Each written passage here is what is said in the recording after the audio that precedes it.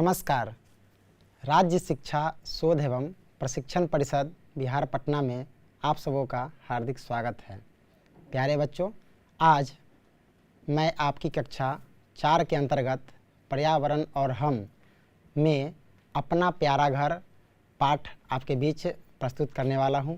बच्चों, आज आप जानेंगे पाठ 12 के अंतर्गत अपना प्यारा घर में, जैसे कि हम सभी जानते हैं, किसी भी जीव के लिए जो उसकी मूलभूत ज़रूरत होती है, अर्थात जीवन जीने के लिए जो भी ज़रूरत होती है उसमें प्रमुख है हवा और पानी तो है ही, उसके बाद भोजन, वस्त्र और आवास की ज़रूरत होती है। तो बच्चों, आप जानते हैं कि भोजन, वस्त्र और आवास तीनों बहुत ही महत्वपूर्ण है। अगर हमें भोजन मिले, वस्त्र मिले और रहने के लिए अगर घर नहीं हो तो हमें किन किन कठिनाइयों का सामना करना पड़ सकता है। बच्चों, आप अच्छी तरह जानते हैं कि घर हमें किन किन चीज़ों से हमारी मदद करता है। बच्चों, आप जानते हैं अत्यधिक बारिश, अत्यधिक गर्मी, अत्यधिक ठंड से बचने में घर हमारी मदद करते हैं। उसी तरह से घर हर किसी जीव के लिए बहुत ही महत्वपूर्ण होता है। बच्चों, घर केवल हमें बारिश, गर्मी और ठंडा से ही नहीं, हमें वन्य जीव या फिर वैसे जीव जो आवारा पशु हैं, हमें उनसे भी हमारी रक्षा करते हैं और घर में हम अपने आप को सुरक्षित महसूस करते हैं। बच्चों, सोचिए, अगर आपके पास घर नहीं होता तो आप सुबह में समय से विद्यालय आते हैं। क्या आप समय से विद्यालय आने से पहले घर पे आप क्या क्या करते हैं? सुबह उठने के बाद आप नित्य क्रिया से निवृत्त होते हैं, अर्थात शौचालय जाते हैं, स्नान करते हैं, भोजन करते हैं, फिर आप विद्यालय आते हैं। विद्यालय से जाने के बाद आप क्या करते हैं बच्चों? आपकी माँ जो आपको स्कूल ड्रेस देती है जिससे आप पहनकर विद्यालय आते हैं, उसे भी साफ़ करना होता है, सुखाना होता है। तो कहीं ना कहीं हम देखते हैं कि हम विद्यालय आते हैं, उससे पहले ज़रूरी है कि हमारे पास मूलभूत आवश्यकताओं की पूर्ति भी होनी चाहिए, जिसमें घर बहुत ही महत्वपूर्ण है।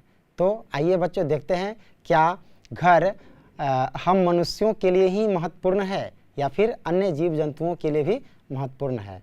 तो आज हम बच्चों इस पाठ में जानेंगे कि कौन से जीव, अर्थात जीव तो बहुत है, पशु भी हैं, पक्षी भी हैं। आज हम मुख्य रूप से इस पाठ में पक्षियों के बारे में जानेंगे कि ये पक्षी कहाँ रहते हैं, कैसे रहते हैं, अपना घर कैसे बनाते हैं, अंडा कहाँ देते हैं, कैसे इनका परिवार रहता है। ठीक है बच्चों, तो आइए शुरू करते हैं।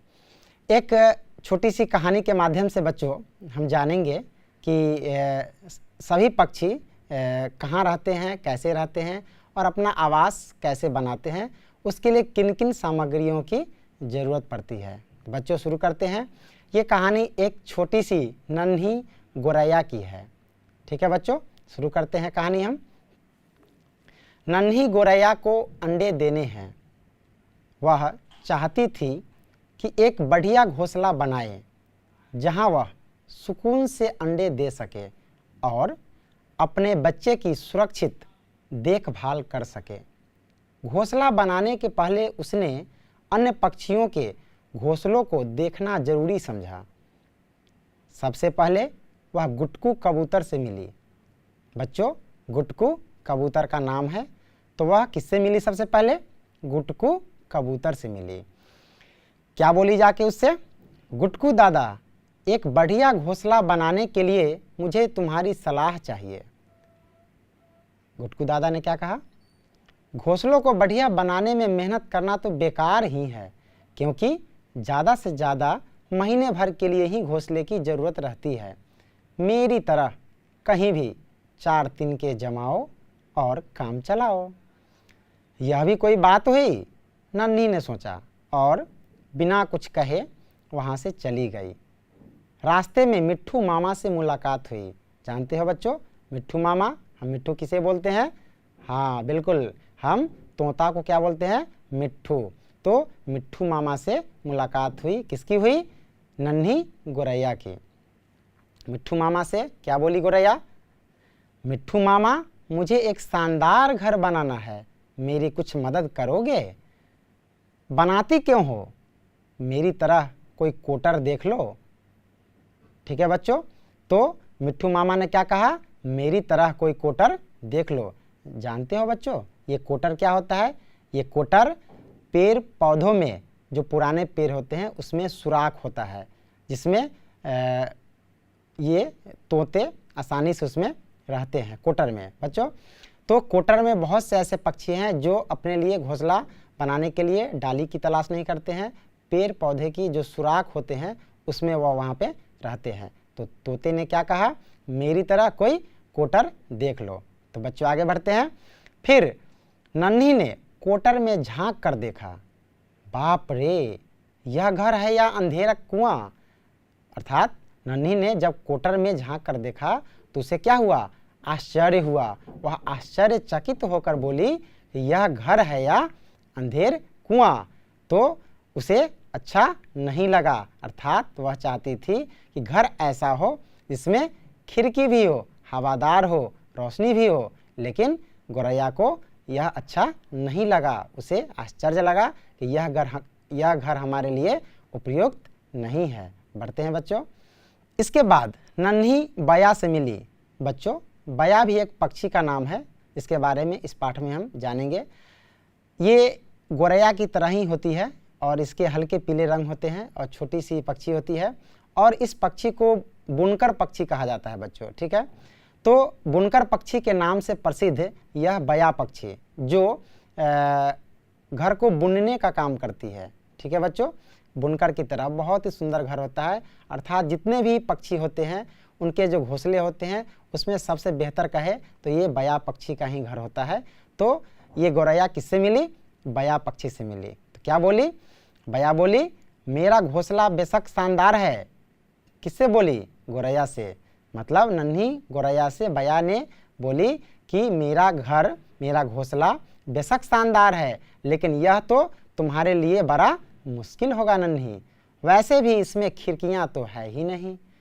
नन्ही ने मन ही मन में सोचा और दर्जिन के पास पहुंची। बच्चों जानते हैं आप ये दर्जिन कौन है? आपने सुना होगा, दर्जी का नाम सुना होगा, टेलर जिसको हम लोग अंग्रेजी में बोलते हैं। दर्जी का काम है कपड़े की सिलाई करना। तो इस दर्जिन पक्षी के नाम से आप कुछ तो कुछ अनुमान कर रहे होंगे कि दर्जिन है, इसका मतलब दर्जी की तरह सिलाई करने का अनुभव इस पक्षी के पास जरूर होगा। तो नन्ही गौरैया कहाँ पहुंची?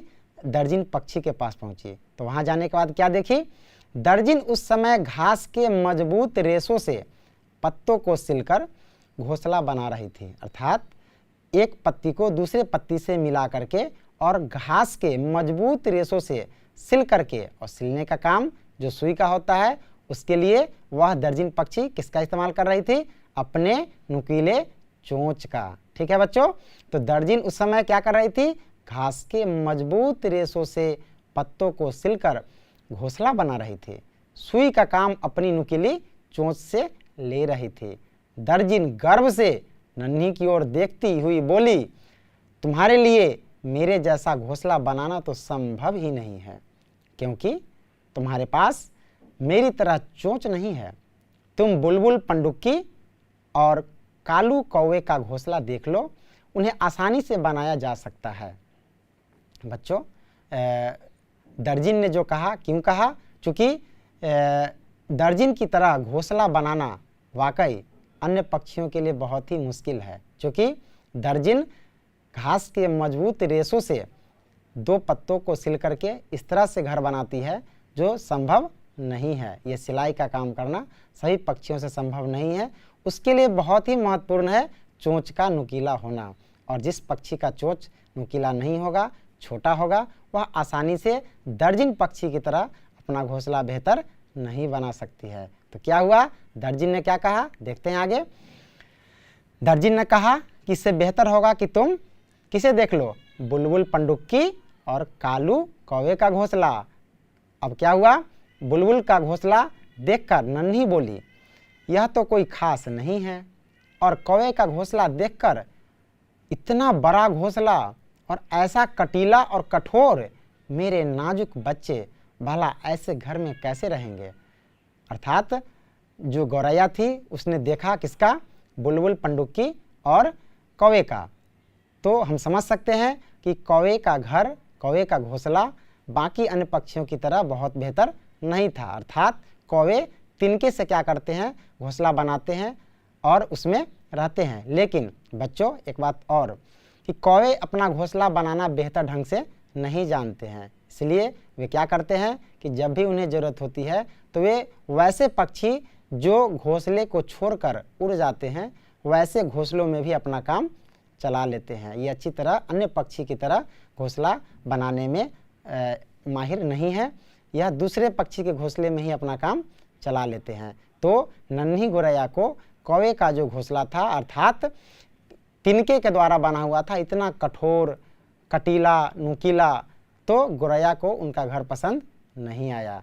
देखते हैं बच्चों आगे। क्या करूं, कैसा घोंसला बनाऊं, नन्ही सोच रही थी। तभी तारों पर बैठा एक नीलकंठ बोला।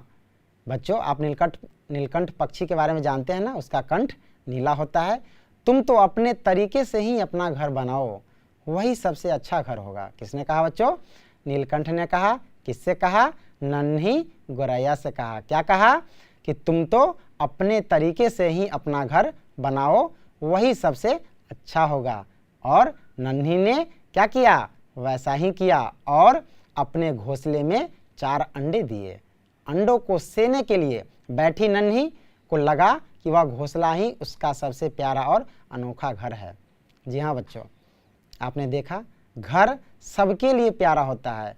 तो नन्ही गोरैया भी क्या की?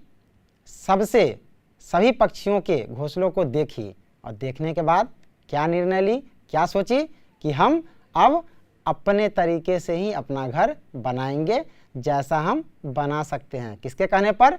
नीलकंठ के कहने पर। और वह घोंसला बनाई और क्या की? 4 अंडे को दी और उसे सेने के लिए बैठी और उसे बड़ा की। ठीक है बच्चों, तो आपने देखा कि पक्षी इस पूरे पाठ में आपने कौवे के बारे में जाना, पंडुक के बारे में जाना, ठीक है बच्चों, तोते के बारे में जाना, नीलकंठ के बारे में जाना। इतने सारे पक्षियों की चर्चा इस पूरे पाठ में हुई है। तो आइए बच्चों अब हम आगे बढ़ते हैं और कुछ गतिविधि के माध्यम से देखते हैं, कुछ प्रश्न होंगे जिससे हम अपनी समझ को विकसित कर पाएंगे कि आपने इस पाठ में जो पढ़ा, सुना और जाना, उसमें आपकी कहाँ तक समझ विकसित हुई है। बच्चों अब बारी आपकी है, अब आपको बताना है, हम आपकी मदद करेंगे समझ विकसित करने में। तो बच्चों आपको बताना है, क्या सभी पक्षियों के घोंसले एक जैसे हैं? तो बच्चों हम आपको बताना चाहेंगे, नन्ही गोरैया ने आपको इस कहानी के माध्यम से अधिकतर पक्षियों के घोंसले के बारे में जानकारी दी। ठीक है बच्चों, नन्ही गोरैया कहाँ कहाँ गई? गुटकू कबूतर के पास गई। तो आपने जाना कि गुटकू कबूतर अपना घोंसला कैसे बनाती थी, तो वो कहीं पे भी 2-4 तिनके जमा कर लो और बना लो अपना घोंसला। तो आपने जाना कि गुटकू कबूतर का घोंसला तिनके से बना हुआ था। उसके बाद आपने बुलबुल, पंडुक्की और कौवे के घोंसले को भी देखा, तो वह घोंसला भी तिनके का बना हुआ था, लेकिन बहुत बड़ा था। होगा भी क्यों नहीं बच्चों? नन्ही गोरैया नाम से ही आप स्पष्ट है, वो नन्ही है, छोटी सी है, तो छोटी सी गोरैया है तो अपने लिए बड़ा घर क्यों बनाएगी? तो कौवे बड़े होते हैं, उनका आकार बड़ा होता है, तो उनके लिए बड़ा घोंसला चाहिए होगा। ठीक है बच्चों, तो नन्ही गोरैया को कौवे का घोंसला बहुत ही बड़ा लगा, कटीला लगा। तो बच्चों आपने देखा कि अभी आप गुटकू कबूतर के बारे में जान गए, तिनके से बना था घोंसला, कौवे के बारे में जान गए। ठीक है बच्चों, अब आप तोते के बारे में, जिसे मिट्ठू के नाम से इस कहानी में बताया गया है, तो आपने तोते के बारे में जाना। तोता कहाँ रहता है बच्चों? कहाँ रहता है? कोटर में। कोटर अर्थात वह भी एक घोंसला है, घर ही है, लेकिन वह क्या है? पेड़ों का सुराख होता है। जैसे कोई ऐसे पेड़ जो सूख गए हों, उसमें डाली और पत्ती नहीं हो, तो क्या होता है? उसके तने में कोई अन्य जो पक्षी होते, जैसे आपने कठफोरवा का नाम सुना होगा, वह क्या करते हैं? अपने लिए कोटर बना लेते हैं। तो कोटर में तोता और कठफोरवा दोनों कोटर में ही रहते हैं। उसके लिए आसानी से जो तना होता है उसे छेद करके अपने नुकीले चोंच से और उसमें रहते हैं। ठीक है बच्चों, इतना ही नहीं, कठफोरवा की तरह तोता की बात करें तो तोता कुछ ऐसे जगह भी रह लेते हैं जहाँ पे दीवार का सुराख, दीवार में भी सुराख होता है, घर में भी कहीं पे आपको सुराख दिखेगा, पौधों में भी दिखता है, वहाँ भी रह के काम चला लेते हैं। तो ये है हमारा कोटर। उसके बाद आपने बच्चों आपने क्या देखा, बया पक्षी के बारे में देखा, और बड़ा ही खूबसूरत सा घर होता है बया पक्षी का, आपने देखा। और वह क्या करती है, पौधों की टहनियों में नीचे की ओर झूलते हुए घर बनाती है, मतलब उनका घोंसला झूलता हुआ रहता है बच्चों। तो बड़ा अच्छा लगता है। और आपने दर्जिन पक्षी के घर के बारे में भी देखा, वो क्या था, वो अपनी चोंच से, नुकीले चोंच से दर्जी की तरह अर्थात घास के मजबूत रेशों से पत्तियों को सिल करके क्या बनाती है, घोंसला। तो बच्चों आप अब तो कह सकते हैं कि सभी पक्षियों का घोंसला एक समान नहीं होता है। सभी पक्षियों का रहने का जो स्थान होता है, जो उसका आवास होता है, सबका अलग अलग होता है। ठीक है बच्चों, बढ़ते हैं आगे। कहानी में किन किन पक्षियों के घोंसलों के बारे में बात की गई है? आपको सबसे अच्छा घोंसला कौन सा लगा और क्यों? बच्चों आपने देखा कि इस पूरे कहानी में गुटकू कबूतर की बात की गई है, मिट्ठू तोता की बात की गई है, बया पक्षी की बात की गई है, बुलबुल पंडुक्की की बात की गई है और कौवे की बात की गई है। तो बच्चों आपने इन सभी पक्षियों के बारे में जाना कि इन पक्षियों की चर्चा इस पाठ में की गई है, और आपने सभी पक्षियों का घोंसला भी देखा। और घोंसलों को देखकर आपके मन में जरूर लगा होगा कि सबसे बेहतर और खूबसूरत अगर घर किसी का होता है तो वो बया पक्षी का होता है, और वह पौधों की टहनियों पर झूलता हुआ होता है और पक्षी को कोई कठिनाई नहीं होती है। ठीक है बच्चों, बढ़ते हैं आगे। बच्चों सभी पक्षी अपने लिए अलग अलग प्रकार से रहने और अंडे देने के स्थानों का चयन करते हैं। अपने मित्रों के साथ पक्षियों के रहने की जगह, उसे बनाने वाली सामग्री का पता लगाइए। बच्चों आप देख रहे हैं क्रम संख्या 1 पर जो पक्षी का नाम है वह है कौवा। कौवा का घोंसला कहाँ बना हुआ है? कौवा का घोंसला भी ऊंचे पेड़ों पर बना होता है, और वह अपना घोंसला तिनकों के सहारे ही बनाती है। कबूतर, गुटकू कबूतर, कबूतर के बारे में आपने देखा होगा अपने गांव में भी कुछ लोग क्या करते हैं, कुछ खाली जो कार्टून टाइप का होता है, बॉक्स होता है, डब्बा होता है बड़ा बड़ा, उसे अपने घर के पास लगा देते हैं ऊंचाई पर, और उसमें जो कबूतर है वो अपने परिवार के साथ रहती है। या फिर घर के वैसे भाग जिसे हम रोशनदान बोलते हैं, ठीक है, वहाँ पे भी आप देखिएगा कि कबूतर वहाँ पे रहते हैं। ठीक है बच्चों, तो उन्हें भी अगर अंडे देने की ज़रूरत होती है तो वह भी घोंसला बनाते हैं तिनकों के सहारे, ज़रूरत पड़ती है तो। लेकिन सबसे खास बात बच्चों, जो भी पक्षी अपना घोंसला बनाते हैं वह तब तक, जब तक कि महीने दिन के अंदर में उनका बच्चा उड़ने लायक न हो जाए, तब तक के लिए वह घोंसला में रहते। फिर वह क्या करते हैं, घोंसलों को छोड़ करके उड़ जाते हैं। आगे बच्चों जो नाम है किसका है, 3 नंबर पे तोता का। ठीक है बच्चों, तो तोता के बारे में आपने देखा, तोता का घोंसला भी पेड़ के कोटर में होता है, और उसे बनाने के लिए या तो बना बनाया, अगर कठफोरवा का बना हुआ है पहले तो उसमें भी रह लेते हैं, या फिर कोई ऐसा भाग होता है जहाँ पे कोटर कोना टाइप का होता है, वहाँ पे वह रह लेते हैं। उसके आगे है दर्जिन चिड़िया।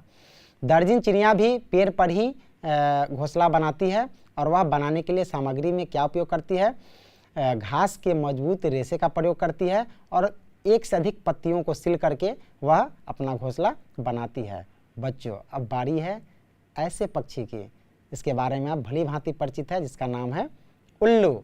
जी हाँ, ये वही पक्षी है जिसे दिन में नहीं दिखता है और रात में दिखता है। तो बच्चों आप सोच सकते हैं, क्या जिसे दिन में दिखता नहीं है तो क्या रात में अपने लिए वह घोंसला बना पाएगी? बिल्कुल नहीं। तो वह क्या करती है, वह घोंसला खुद से नहीं बनाती है, और दिन में कहीं पे भी रह लेती है, और रात में वह अपना शिकार करती है, अपने भोजन की तलाश में रात में निकलती है। लेकिन वह रहती कहाँ पे है? तो बच्चों आपको जानकर हैरानी होगी, वह ऊंचे पेड़ों पर दूसरे पक्षियों के बनाए घोंसले, ठीक है, जो वह छोड़ देते हैं उसमें वह रह लेती है और अपना काम चलाती है। उल्लू के बारे में। ठीक है बच्चों, आगे बढ़ते हैं। गोरैया के बारे में हम जानेंगे बच्चों। गोरैया के बारे में आपने देखा होगा, जाना होगा कि आपके घर के आसपास के जगह पे गोरैया पाई जाती है। छोटी सी पक्षी होती है, दाना चुगती है, और वह आपके घर के रोशनदान के पास देखिएगा कि वह अपने परिवार के साथ रहती है गौरैया। वह भी घोंसला बनाती है घास या तिनके से। छोटा सा घर होता है, बहुत ही कौवे की तरह, बहुत ही कटीला नहीं होता है, और वह अच्छा सा घर बनाती है घास से और उसके मौजूद रेशों से। ठीक है बच्चों। उसके बाद बारी आती है कठफोरवा की।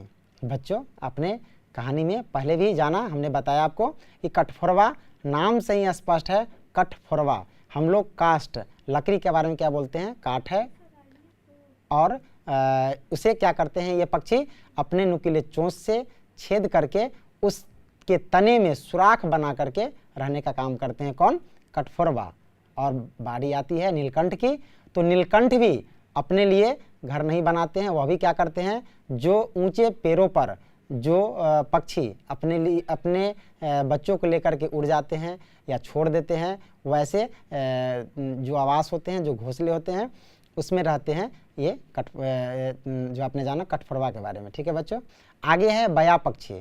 तो बया पक्षी का घोंसला कहाँ बना हुआ है, तो आपने देखा बच्चों, बया पक्षी का घोंसला पेड़ की टहनियों पर ही बना होता है, लेकिन जो अन्य पक्षी होते हैं उसकी तरह नहीं होता है। किस तरह होता है बच्चों, बाकी अन्य पक्षी घास तिनके से जरूर बनाते हैं, लेकिन यह घास के मजबूत रेशों से बनाते हैं और बुन करके, जैसे हम लोग कपड़े की सिलाई करते हैं उस तरह से बुन करके, बुनकर की तरह इसे नाम भी दिया गया है बुनकर पक्षी। बड़ा ही खूबसूरत सा घर होता है और यह पौधों की टहनियों में झूलता हुआ प्रतीत होता है। तो ये रहा बच्चों पक्षियों के आवास के बारे में, इनका आवास कहाँ होता है और ये अपने आवास को यानी घोंसले को बनाने में किन किन सामग्रियों का प्रयोग करते हैं। चलते हैं बच्चों आगे, देखते हैं जो आगे जो प्रश्न 4 है हमारे लिए, आपके लिए, उसमें है कि जो पक्षी आपके गांव में रहते हैं उनके घोंसले को ढूंढने की कोशिश कीजिए। उसे बिना छुए और नुकसान पहुंचाए प्रतिदिन देखिए। किसी एक घोंसले के बारे में बताइए।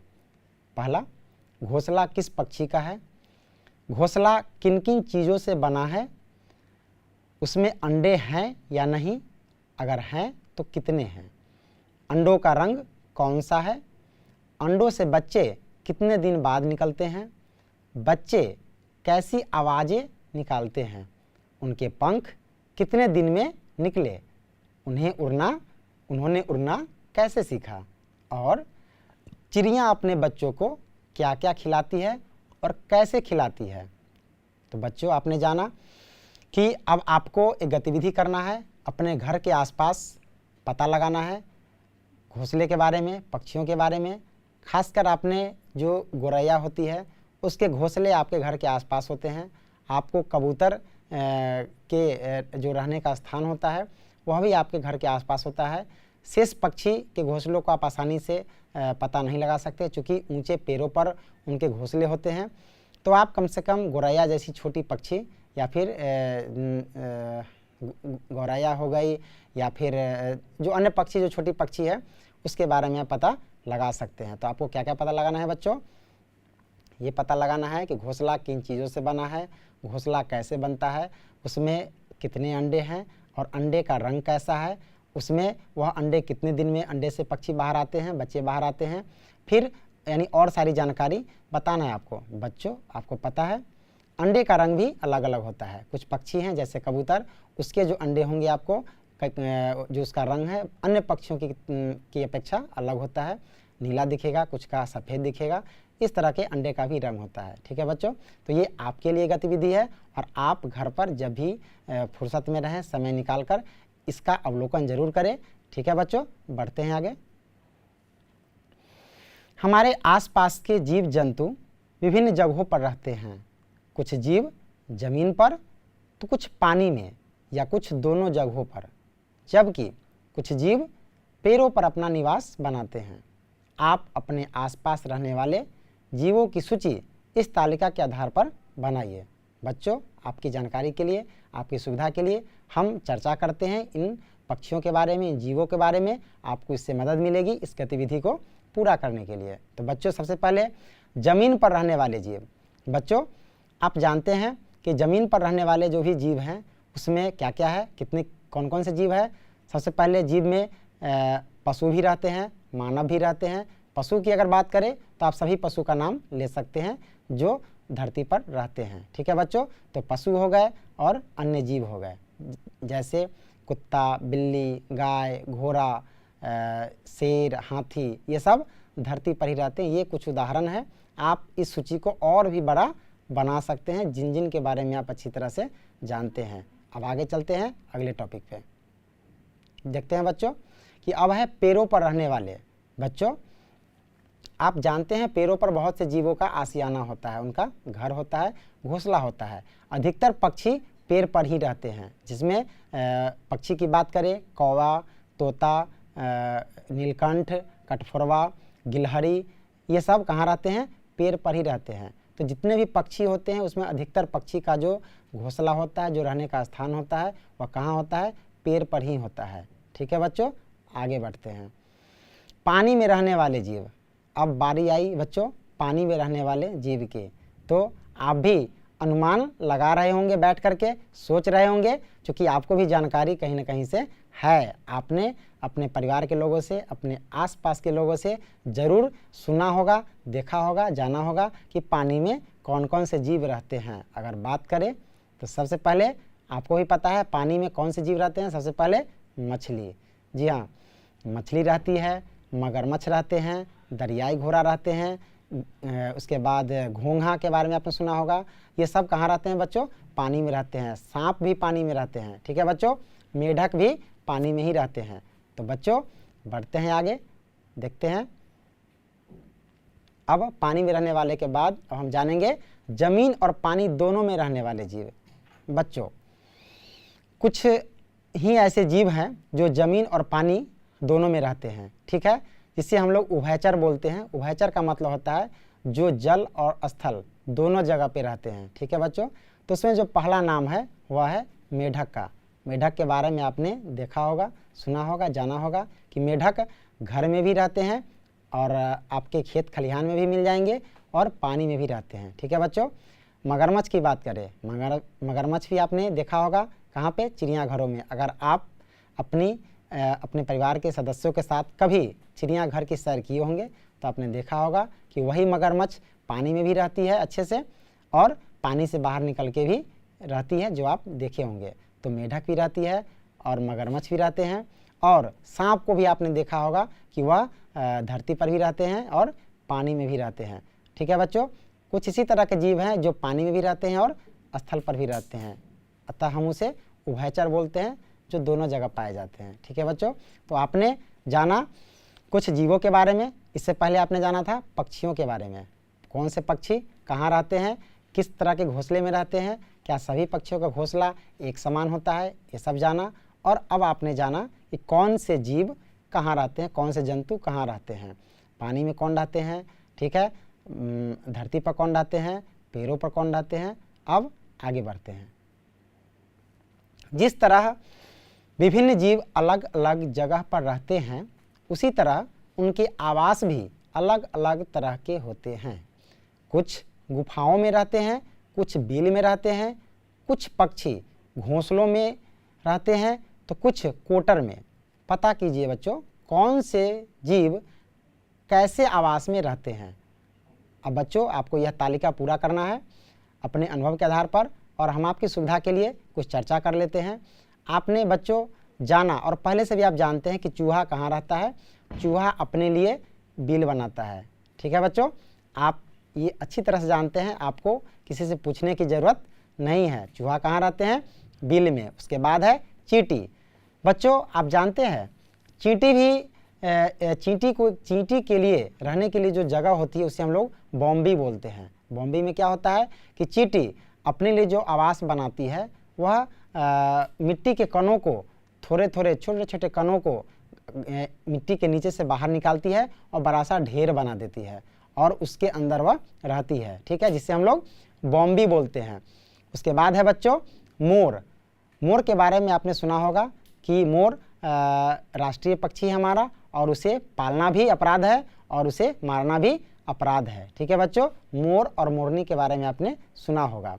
तो मोर के बारे में आप याद रखिएगा कि यह आसानी से सब जगह पे उपलब्ध नहीं है, लेकिन आप चिड़ियाघर अगर जाएंगे सैर करने तो चिड़ियाघर में आप मोर और मोरनी को देख सकते हैं। ठीक है बच्चों, याद रखिएगा, ना ही इसे पालना है, ना ही इसे मारना है, ना ही इसे सताना है। ये सब क्या है? दंडनीय अपराध है। इसके लिए आपको दंडित किया जा सकता है। ठीक है बच्चों, तो मोर को हम कहाँ देखते हैं?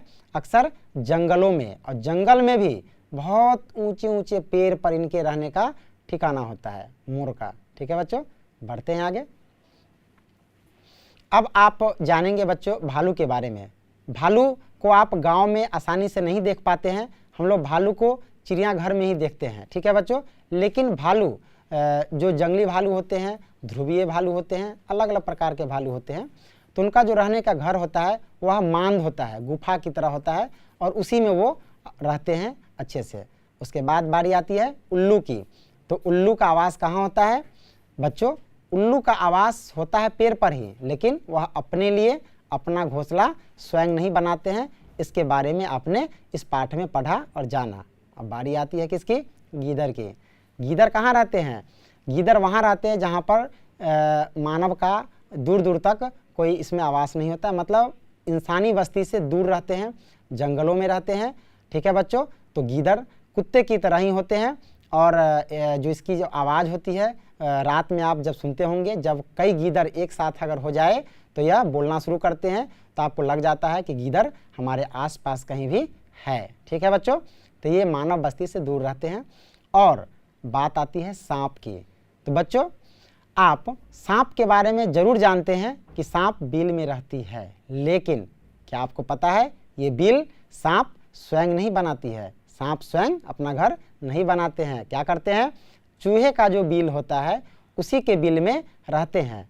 अर्थात अगर उन्हें बिल में जाना हो तो जिस तरह का घर बना हुआ है, चूहे का बिल बना हुआ है, उसी में उन्हें प्रवेश करना है और उसी माध्यम से उन्हें बाहर निकलना भी होगा। वह चाह करके भी अपनी सुविधानुसार, अपनी इच्छानुसार बिल नहीं बना सकते हैं। और सांप बहुत ही जहरीला होता है, इसलिए बच्चों आपको सावधान रहने की ज़रूरत है। अगर आपके घर के आसपास सांप दिखे तो क्या करना है बच्चों? दूरी बना के रहना है, और हमें बेवजह उसे मारना भी नहीं चाहिए। अगर हमारा नुकसान नहीं करे तो हमें उसे मारना पीटना नहीं चाहिए। वह इंसानों से दूर रहना पसंद करते हैं, लेकिन गलती से अगर आपके घर के आसपास दिखे, आ जाए, इतना ही नहीं बच्चों, ये सांप आसानी से आपको ठंड के मौसम में, जब अत्यधिक ठंड होती है तो वह अपने बिल से बाहर निकलते हैं। क्यों? जब तापमान इतना नीचे होता है, ठंड इतनी अधिक हो जाती है कि अत्यधिक ठंड से बचने के लिए वह बाहर आ जाते हैं।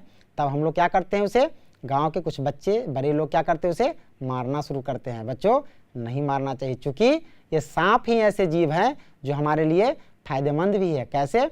ये वैसे छोटे जीवों को खाते हैं जो हमारे लिए नुकसानदायक है। ठीक है बच्चों, इनका जो मुख्य भोजन क्या सब है? मेढक को खाते हैं। ठीक है बच्चों, तो ये मेढक को देख करके आपके घर के आसपास आ सकते हैं। ठीक है बच्चों, बढ़ते हैं आगे। बहुत सारे जीव दिन में बाहर निकलते हैं और रात में अपने आवास में रहते हैं, पर कुछ जीव केवल रात में ही अपने आवास से बाहर निकलते हैं। कौन कौन से जीव हैं जो रात में बाहर निकलते हैं? ये जीव दिन में कहाँ रहते हैं? रात में दिखने वाले जीव। बच्चों, आप जानते हैं रात में दिखने वाले जीवों में सबसे महत्वपूर्ण कौन कौन सा है? सबसे पहला तो उल्लू। उल्लू आपको रात में दिखता होगा, दिन में नहीं दिखता है। लेकिन प्रश्न है कि अगर रात में दिखता है तो दिन में ये कहाँ रहता है? ये दिन में पेड़ की शाखाओं पर, पेड़ के तनों पर ही बैठते हैं और इंतजार करते हैं अंधियारा होने का, अंधेरा होने का। जब रात्रि होती है तब अपने भोजन के लिए रात में निकलते हैं। ठीक है बच्चों, अब अगली बारी आती है किसकी? आप एक ऐसे जीव का नाम सुने होइएगा जिसको हम बोलते हैं साही। ठीक है बच्चों, वो भी मांद में या गुफा बनाकर ही रहती है। वो मिट्टी के अंदर बहुत बड़े गड्ढे में रहती है, मांद की तरह, और वह रात में ही निकलती है डर से। और उसके शरीर में बड़े बड़े कांटे होते हैं। उस कांटे का प्रयोग आपकी माँ भी करती होगी घर में, आप देखते होइएगा। सिंदूर लगाने के लिए उस कांटे का प्रयोग होता है, जिससे हम क्या बोलते हैं? साही का कांटा। तो साही एक जीव है जो रात में आपको दिखता होगा। अक्सर आपने देखा होगा, आपने गीदड़ को भी देखा होगा। गीदड़ भी दिन में आपको नहीं दिखते होंगे, वह भी दिखते हैं कब? रात में ही दिखते हैं, ठीक है। क्योंकि दिन में उन्हें इंसानों से डर लगता है, तो रात में निकलते हैं भोजन की तलाश में। वह भी मांद में ही रहते हैं, ठीक है बच्चों, जंगल में रहते हैं। तो बच्चों आपने जाना कि कौन से पक्षी ऐसे हैं जो दिन में निकलते हैं तो रात में नहीं, और रात में निकलते हैं तो दिन में नहीं, और वो रात में निकलते हैं तो दिन में कहाँ रहते हैं, ठीक है बच्चों। आइए अब एक परियोजना कार्य है जिससे हम देखेंगे, ये आपको करना है और आपको अपने घर पे करना है, ठीक है बच्चों। देखते हैं बच्चों, आप घास फूस एवं तिनकों की मदद से एक घोंसला बनाइए तथा उसमें रुई के 2-3 अंडे बनाकर रखिए। ये आपके लिए एक टास्क है बच्चों, और आप घर पर बड़े आसानी से अपने घर के आसपास जो घास फूस के तिनके होंगे, घास फूस और तिनके होंगे, उससे बड़ा खूबसूरत सा घर बनाइए और आप दिखाइए कि कैसे पक्षी जब अंडा देते हैं तो उस घोंसले में अंडा कितना खूबसूरत लगता है। आपको अंडे के रूप में क्या करना है, रुई को, जिसका रंग उजला होता है, उसे आप छोटा छोटा गोला बनाएंगे और वहाँ पे रखेंगे, तो आप पाएंगे कि पक्षियों का घोंसला अंडा देने के बाद ऐसा ही होता है। तो ये रहा बच्चों आज के लिए। और बच्चों आपने इस पूरे पाठ में जाना, क्या जाना बच्चों, आपने पक्षियों के बारे में, जीव जंतुओं के बारे में, पक्षी कहाँ रहते हैं, कैसे अंडे देते हैं, और जीव जंतुओं के बारे में आपने जाना, कौन से जीव पेड़ पर रहते हैं, कौन से जीव धरती पर रहते हैं, कौन से जीव पानी में रहते हैं, और ऐसे भी जीवों के बारे में आपने जाना जो दिन में निकलते हैं तो रात में कहाँ रहते हैं, और रात में निकलते हैं तो दिन में कहाँ रहते हैं। उम्मीद है बच्चों आपको यह पाठ बहुत ही अच्छा लगा होगा। ये पाठ आपकी कक्षा 4 के अंतर्गत पर्यावरण और हम की पुस्तिका में पाठ 12 में पढ़ना है। आप समय निकालकर अपनी अभ्यास पुस्तिका का अभ्यास जरूर करेंगे और आपको जो भी बातें बताई गई है वह आपके लिए मददगार होगी। उम्मीद ही नहीं, पूर्ण विश्वास है कि जो जानकारी दी गई है वह आपको अच्छा लगा होगा और इस आधार पर आप अपनी समझ विकसित कर पाएंगे। क्योंकि हम जिस परिवेश में रहते हैं, जिस जगह पे रहते हैं, वहाँ के आसपास जिन जिन जीवों का बसेरा है उन सभी के बारे में हमें जानना होगा। ये सब हमारे क्या हैं, पड़ोसी हैं देखे तो, और हमें अच्छा लगता है जब आपके घर के आसपास कोई जीव जंतु आते हैं तो आपको बड़ा प्यारा लगता है, अच्छा लगता है। तो अगर हम जानेंगे उनके जीवन के बारे में तो हम उनकी मदद भी कर सकते हैं। जैसे कुछ पक्षी दाना चुगते हैं तो उनके लिए हम क्या करेंगे बच्चों, घर के आसपास कुछ दाने छींट देंगे तो वो आकर के चुगते हैं। जैसा कि आपने बच्चों देखा कबूतर के बारे में, कबूतर क्या होता है, वह झुंड में रहना पसंद करते हैं। तोते कहाँ रहना पसंद करते हैं, झुंड में, मतलब अपने साथियों के साथ, कई पक्षियों के साथ रहना पसंद करते हैं बच्चों। तो वैसे जीव जो पूर्णतः शाकाहारी हैं, शाकाहारी का मतलब वह केवल पेड़ पौधों के उत्पाद एवं हम जो खिलाते हैं दाना अनाज उस पर ही निर्भर रहते हैं। लेकिन कुछ पक्षी हैं जो मांसाहारी हैं। जैसे आपने गिद्ध का नाम सुना होगा, आपने चील का नाम सुना होगा। तो ये सब क्या करते हैं, अन्य जीवों के मांस को खाते हैं। तो वैसे जीव जो शाकाहारी हैं, जैसे तोता है, गौरैया है, कबूतर है, तो इसके लिए हम अपने घर के आसपास अगर मौका मिले तो हम इनके लिए कुछ दाना का व्यवस्था जरूर करें। साथ ही बच्चों गर्मी के मौसम में आप ज़रूर ध्यान रखिएगा, इन पक्षियों के लिए अपने घर के छत पर ज़रूर कहीं कोने में ऐसा व्यवस्था कीजिएगा कि पानी उसमें रह सके और पक्षी जब आएँ तो उन्हें पानी मिल सके। क्योंकि जीव जंतुओं की भी रक्षा करना हमारी जिम्मेवारी है। कुछ पक्षी ऐसे हैं जो हमारे और आपके ऊपर निर्भर हैं, तो उन्हें हम किसी न किसी रूप में मदद ज़रूर करें। प्यारे बच्चों, इसके लिए ज़रूरी है कि पक्षियों को ही नहीं, हम जंतुओं के लिए भी कुछ ऐसे जीव हैं जो पालतू हैं, कुछ जंगली है। तो पालतू जो भी हैं वह हम पर निर्भर करते हैं, तो उनके भोजन पानी की व्यवस्था हमें ही करनी होती है। तो हम जीव जंतुओं को सताए नहीं, उन्हें जितना हो सके मदद करें, उनकी रक्षा करें और उन्हें मदद करें। ठीक है बच्चों, तब तक के लिए इतना ही। मिलते हैं अगली जो आपकी पाठ्यपुस्तिका में जो अगले जो सत्र होंगे, जो अगला पाठ होगा उसमें मिलेंगे। तब तक के लिए धन्यवाद।